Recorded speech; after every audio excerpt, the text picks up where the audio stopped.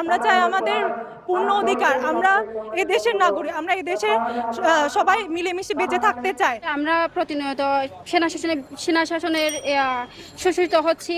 সবসময় আমাদের 24 ঘন্টা হচ্ছে, আজকে 1971 বাংলাদেশ স্বাধীন হওয়ার পর থেকে আমাদের ওখানে কারফিউ চলতেছে সেনা শাসন দিয়ে। দর্শনের মতো যে ঘটনা, সেই ঘটনাও যেন মানে না সংঘটিত হয় এবং দর্শকের যেন বিচার হয়। বর্তমানে আমরা খুবই এটা দুঃখজনক বিষয় যে পাহাড়ে আমাদের সাম্প্রদায়িক ঘটনা ঘটছে।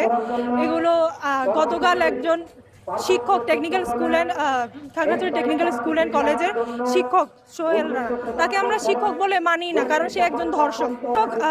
আমাদের একজন যুগ্ম ছাত্রীকে ধর্ষণ করেছে।